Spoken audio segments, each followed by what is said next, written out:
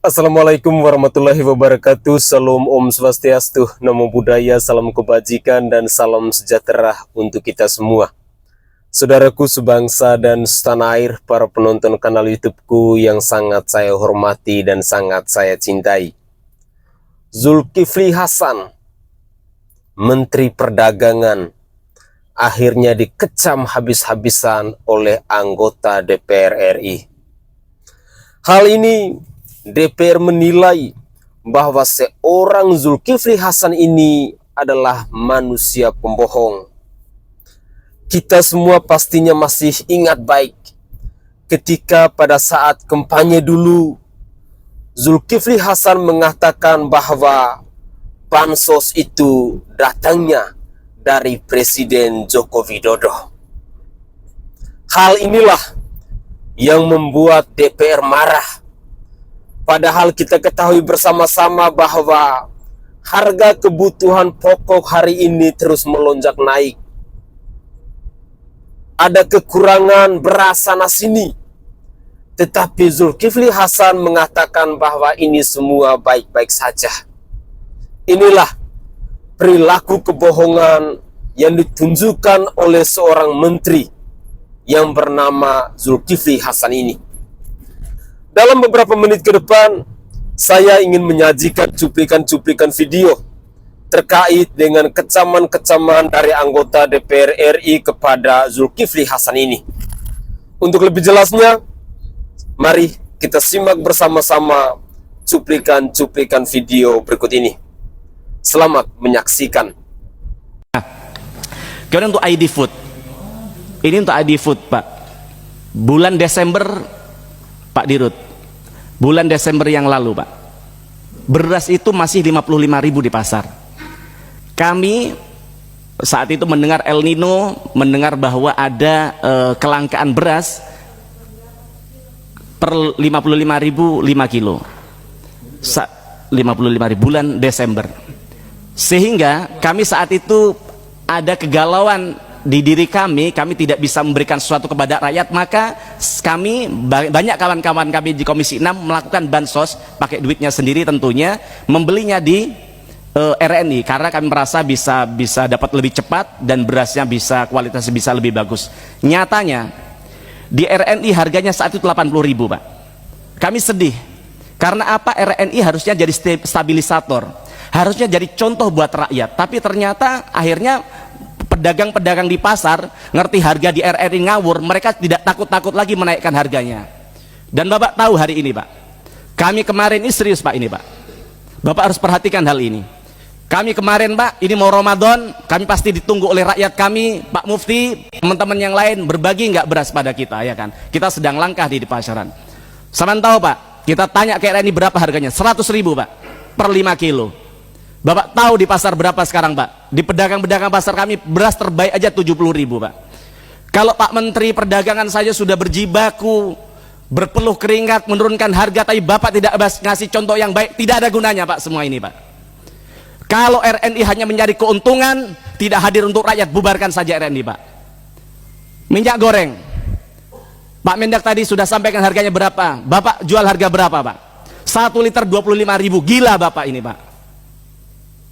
Saya tidak tahu apa dasar Bapak menetapkan harga begini Pak. Perbaiki Pak. Kami ini beli kepada mitra kerja kami, tujuannya apa? Pertama, karena beli kami banyak.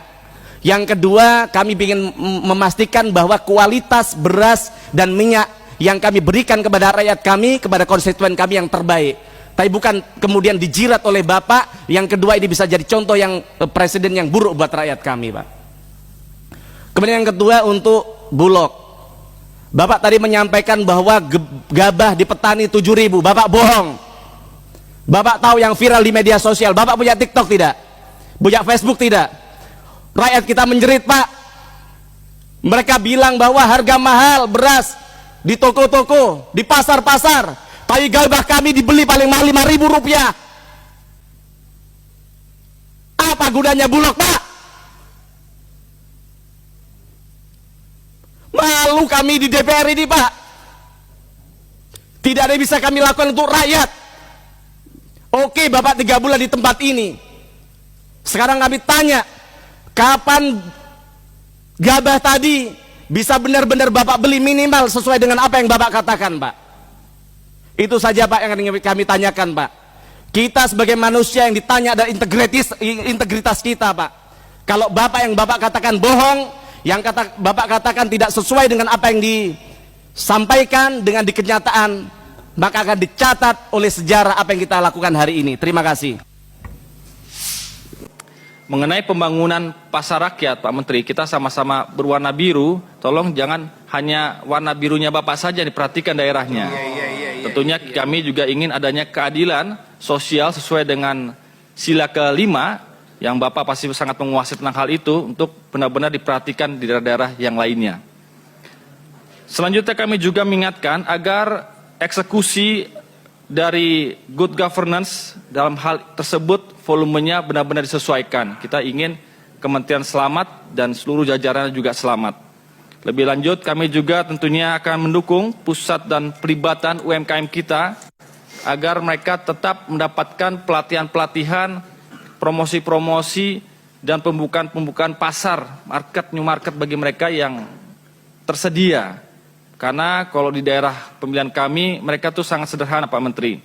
Mereka tidak jauh berpikir untuk mencapai go global. Yang mereka pikirkan adalah bagaimana dagang mereka, produk-produk mereka terserap dan terbeli. UMKM mereka naik kelas menjadi go nasional, tidak jauh-jauh menjadi go global.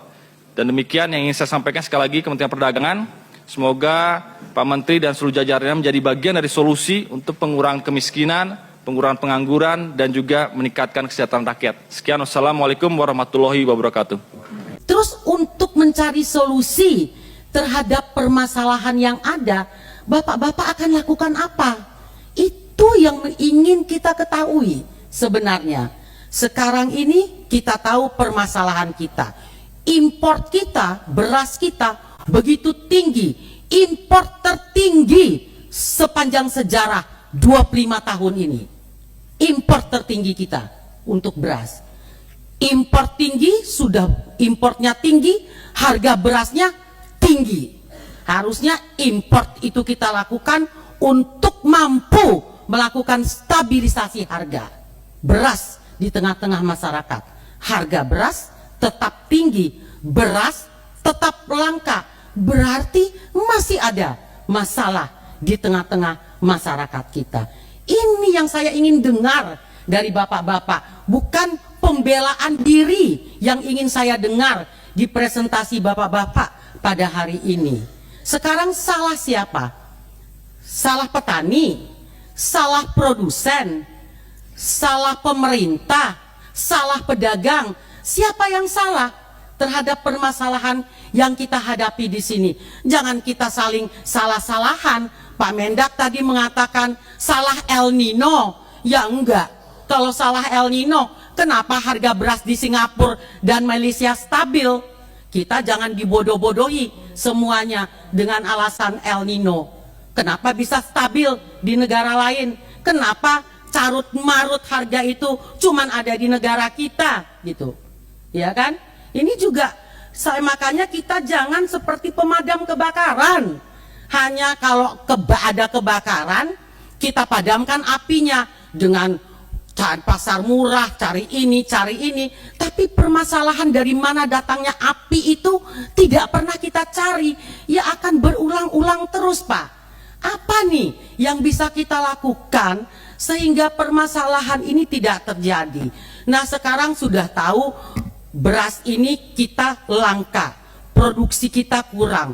Dirut Pupuk baru mengumumkan lagi bahwa harga pupuk ke depan ini akan naik karena apa? Gas yang juga akan naik. Nah, ini kan jadi hal-hal yang announcement yang meresahkan di kalangan petani kita. Justru dia berharap ke depan dengan ketahanan pangan, kemudahan-kemudahan bagi petani, diberi gambaran akan naiknya harga pupuk ke depan. Nah, ini saya rasa pemerintah harus duduk semuanya bersama dengan stakeholder terkait bagaimana ke depan ini. Jadi jangan presiden kita teriak-teriak terus masalah ketahanan pangan, kedaulatan pangan, tapi apa yang terjadi itu bukannya semakin membaik, semakin memburuk. Import beras tadi disampaikan Pak Mendak 3,5 juta ton. Saya juga ingin tahu kemana sih distribusi 3,5 juta ton impor terbesar sepanjang sejarah ini. Oke lah, tentunya untuk program-program pemerintah, stabilisasi harga, KPM, oke. Tapi kita pengen jelas pendistribusiannya itu sebenarnya berapa ke ini, berapa ke ini, berapa ke ini. Kenapa terjadi hal-hal yang terjadi sekarang ini? Miris Pak, ngelihat di media sosial, rakyat kita antri begitu panjang Pak untuk beras. Antri beras murah Pak, harganya juga nggak murah-murah amat. Kalau Bapak tadi mengatakan, Bapak Dirut RNI, saya tanya ke Bapak tadi, harganya berapa sih? Harga murah yang Bapak sebut tadi, nggak murah-murah amat juga yang disampaikan gitu. Benar kan Pak? Nggak murah-murah yang disampaikan. Tapi rakyat begitu antri. Berarti apa Pak? Memang kita ini punya masalah di dalam hal ini. Justru bapak-bapak tolong ke kita ini diberitahu, bapak-bapak mau lakukan apa untuk permasalahan yang ada. Nggak cukup hanya buat pasar murah, nggak cukup Bulog hanya mengatakan tadi yang dipresentasikan. Harus ada langkah konkret bersama yang dilakukan oleh bapak-bapak, nggak masing-masing jalan sendiri-sendiri sebagaimana yang bapak-bapak sampaikan tadi. Saya rasa demikian Bapak Pimpinan, terima kasih. Oh satu lagi Pak, saya minta perdagangan dan bapak-bapak juga ngawasi oplosan Pak. Saya baca nih ada pengawasan yang mengoplos ini dengan beras yang susah ini, perdagangan nih. Tolong diawasi, ini ada kejadian itu Polres menangkap oplos-mengoplos beras Bulog. Nah ini jangan sampai ini terjadi lagi di tempat-tempat lain Pak. Terima kasih. Pada kesempatan ini saya harus memberikan apresiasi yang setinggi-tingginya kepada anggota DPR RI yang sudah tegas, dan saya suka dengan cara-cara seperti ini. Wakil rakyat semestinya harus tegas, harus bersuara lantang, mengkritisi manusia-manusia pengecut, manusia-manusia rakus, manusia-manusia yang hanya mau mementingkan akan diri mereka sendiri dan kelompoknya. Inilah fungsinya wakil rakyat untuk mengawasi mereka. Dan saya berharap bahwa pengawasan ini jangan hanya di suara saja. Jangan kita hanya bersikap keras, berani mengkritik, tetapi tidak ada tindakan nyata yang perlu kita waspadai, yang perlu kita kejar, yang perlu kita bidik kepada manusia-manusia yang rakus seperti ini. Inilah bukti nyata bahwa menteri kita memang tidak berkualitas. Menteri kita lebih mementingkan kelompoknya. Seringkali kita sebagai rakyat selalu yang menjadi korban. Korban kelicikan, korban politik, korban munafik, korban kerakusan dari mereka semua. Dan yang paling menyakitkan lagi, ketika alasan-alasan yang mereka lontarkan kepada anggota DPR RI ini tidak masuk di akal. Alasan El Nino lah, alasan pupuk, gas, dan lain sebagainya yang menurut saya no sense. Dari cuplikan-cuplikan video tadi, semoga saja bisa menjadi pembelajaran buat kita semua rakyat Indonesia, agar kedepannya jangan mau digoblok-goblokin, yang pada akhirnya hanya mau menyusahkan kita rakyat sendiri. Salah satu contoh dan bukti nyata hari ini, ketika kita melihat bahwa ada kelangkaan beras, harga beras yang terus melonjak naik dari hari ke hari. Sungguh, ini pasti sangat sedih. Rakyat yang sudah susah dibuat semakin susah. Pembagian bansos hanya punya tujuan dan target tertentu dalam pesta demokrasi di pemilu 2024 kemarin. Bahkan secara terang-terangan, seorang Zulkifli Hasan yang adalah Menteri Perdagangan ini mengatakan bahwa bansos ini adalah bantuannya Jokowi. Benar-benar kampret dah ini. Inilah politik busuk yang dimainkan oleh para penguasa yang haus akan jabatan, yang hanya mementingkan akan kelompok dan golongannya ini. Mungkin ini adalah waktunya bahwa kita rakyat harus bangkit dan lawan. Mungkin ini adalah waktunya bahwa anggota-anggota DPR yang merupakan wakil rakyat, kalian harus bersuara lantang. Kalian harus melawan kezaliman-kezaliman yang dilakukan oleh para penguasa di bangsa ini. Jangan biarkan mereka terus melakukan hal ini, yang pada akhirnya rakyat yang sudah susah dibuat terus semakin susah dan bertambah susah. Sedih dan miris benar-benar bangsa ini. Padahal sudah berapa tahun bangsa ini merdeka, tetapi merdeka itu rasanya hanya kepada mereka-mereka yang punya jabatan dan punya kuasa. Kita yang sebagai petani, kita yang sebagai nelayan, kita yang sebagai buruh, selamanya akan terus dibuat susah. Susah karena ulahnya mereka. Mari kita pantau terus dan kita ngawasi terus. Itu adalah poin pentingnya. Selanjutnya, saya masih mengajak pemirsa sekalian, mari kita simak terus cuplikan-cuplikan video di mana ini masih berkaitan dengan kecaman-kecaman dari anggota DPR RI dengan Menteri Perdagangan ini. Mari kita simak bersama-sama. Berikan di harga yang bagus. Bulog harus beli itu. Persoalan konsumen harus kita lindungi agar bisa menjangkau harga beras kita, harga sembako kita. Itu tugas pemerintah. Jadi selama ini petani miskin bukan karena persoalan hama atau semata-mata persoalan alam El Nino, tapi karena tidak becusnya tata kelola perdagangan. Jadi petani kita jadi miskin karena tidak becusnya tata kelola perdagangan. Hari ini ketika beras harganya mahal, kita ingin menurunkan harga gabah. Konyol sekali. Gara-gara ingin beras murah, kita ingin turunkan harga gabah petani. Itu tindakan yang konyol. Harusnya petani diberikan harga yang bagus, beras kepada konsumen diberikan harga yang terjangkau agar rakyat bisa membeli semuanya. Itu tindakan yang benar. Itu tolong dijaga dan didengerin, penting itu semua dari Pak Menteri, Dirut Bulog maupun RNI. Pengalaman kecil saya ketika kemarin harga beras 17.000 sampai 19.000, saya menghubungi Dirut RNI. Saya melakukan minta tolong, itu pun hanya di 2 lokasi, dan 1 lokasinya beras yang dibawain bukan beras yang kita sepakati. Aneh banget. Jadi saya minta beras dengan harga tertentu, C4, lapangannya kami subsidi agar lebih murah, 5.000 per kilo kita subsidi agar lebih murah. Jadi kalau memfasilitasi DPR itu kadang DPR-nya juga ikut subsidi, Pak, bukan hanya sekedar menjadi kepanjangan tangan jualan Bulog dan RNI. Kita subsidi dengan dana pribadi agar rakyat dapat lebih murah. Tetapi yang datang malah bukan beras yang kita sepakati.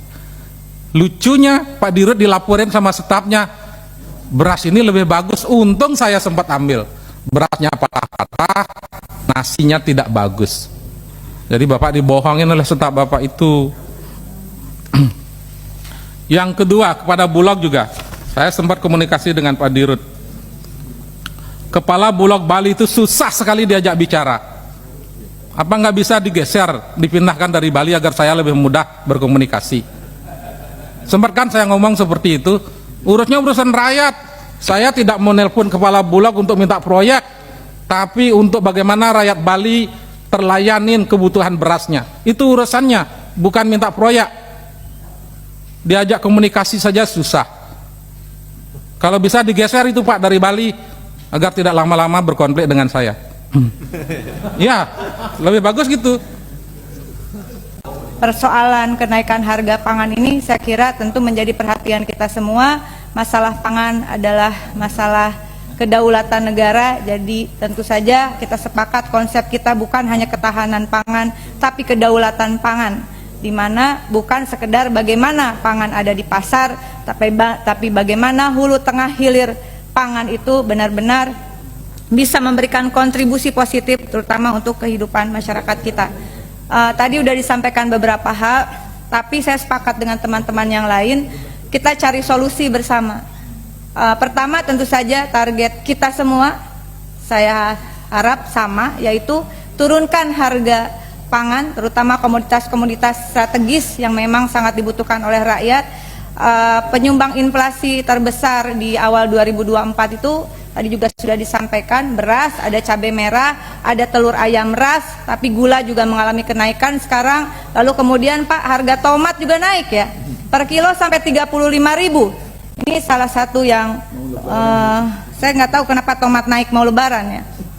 Apakah orang buka puasa karena butuh makan tomat gitu? Tapi saya kira itu bukan jawabannya. Bapak Ibu yang kami hormati, sekali lagi kami minta langkah-langkah konkret untuk penurunan harga 9 bahan pokok, harga pangan kita, dan kemudian stabilitas pangan. Kami mengapresiasi langkah Menteri Perdagangan yang pernah ada metode untuk mengendalikan harga minyak goreng, Pak. Mudah-mudahan ini bisa dilakukan untuk komoditas yang lain. Namun demikian, dalam rapat berikutnya tentu baiklah kita buka kepada publik mana yang menjadi wewenang Kementerian Perdagangan di sektor pangan, mana yang bukan. Saat ini ada Badan Pangan Nasional, ya, termasuk urusan importnya tidak di Menteri Perdagangan, beberapa komoditas penting ya. Oleh karena itu, mungkin ke depan Pak, di awal rapat disampaikan mana yang menjadi wewenang Kementerian Perdagangan dan mana yang bukan. Lalu kemudian tadi ada informasi yang berbeda mengenai ketersediaan pangan khususnya beras. Kepada Bulog, Bapak mohon diatur strategi, dan mungkin nanti kalau Bulog harus ada menterinya Bapak, karena menjadi penting juga. Bulog ini hutangnya cukup banyak, termasuk hutang kepada perbankan ya, yang harus menutup, harus membeli beras impor, begitu, betul Bapak? Betul ya Pak Dirut ya? Pak Dirut, banyak sekali utang yang harus ditanggung.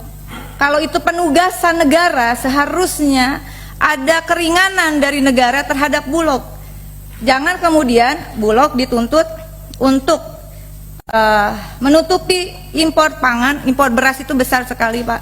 Boleh nanti dibuka juga berapa per bulan dan berapa per tahun Bulog harus membayar hutang dari impor beras tersebut. Nah, kalau itu penugasan negara, saya kira harusnya tidak dibebankan kepada Bulog. Nah, kemudian Bapak mohon solusinya. Harga tadi disampaikan oleh Pak Mufti, saya sudah cek terutama di beberapa daerah di luar Jawa, akhirnya petani itu lebih memilih menjual hasil padinya kepada tengkulak, bukan kepada Bulog. Kenapa demikian? Karena harga beli Bulog itu rendah. Maka kami mengusulkan adanya politik harga dari negara, subsidi harga dari negara Bapak, bukan subsidi pupuk, apalagi pupuk organik Pak. Subsidi harga itu lebih penting. Kami tidak hanya menginginkan, juga ini pernah dibahas rasanya oleh Menteri Perdagangan, menentukan bukan hanya harga eceran terendah, tapi juga harga eceran tertinggi. Ini juga harus ditetapkan sehingga tidak terjadi fluktuasi harga yang mempengaruhi bukan hanya daya jual petani, tetapi juga daya di pasar. Nah, Bapak Ibu yang kami hormati, sekali lagi saya mengusulkan ini juga untuk tadi pangan.id, apa namanya, RNI ID Food. Bapak, betul sekali harga-harga yang ditawarkan ini beberapa cukup mahal Pak, dan saya minta argumentasi penetapan harga dari ID Food itu apa indikatornya. Lalu di sini disampaikan menggelar apa, nggak bisa bareng-bareng gitu dengan Kementerian Perdagangan, dengan Bulog, dengan PTPN dan sebagainya. Kalau saya lihat ini yang dijual juga bukan minyak yang tadi diproduksi oleh minyak kita misalnya, di sini dengan brand yang lain gitu. Saya juga minta apa perhitungannya atau apa analisis dan kajiannya tentang titik-titik yang ditentukan untuk gerakan pangan murah. Dalam forum ini kami mendesak, libatkan kami Pak Komisi 6 untuk gerakan pasar mudah, Pak Direktur Utama. Ya, mohon juga mendapat dukungan dari pimpinan dan anggota ini bukan hanya urusan pemilu sudah selesai, Pak, ya.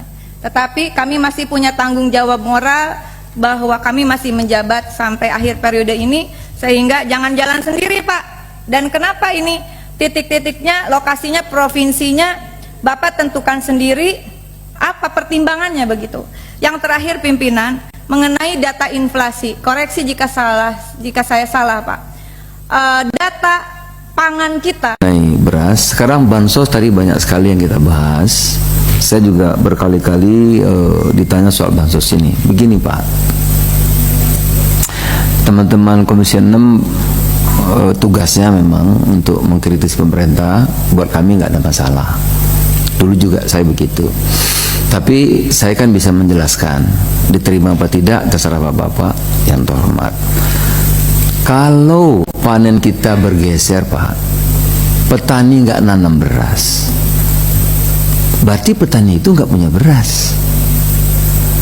Oleh karena itu Pak, kalau bapak-bapak anggota DPR bagi beras pasti diserbu. Artinya banyak masyarakat kita yang kesulitan. Oleh karena itu bansos diperlukan. Apakah pemilu atau tidak pemilu?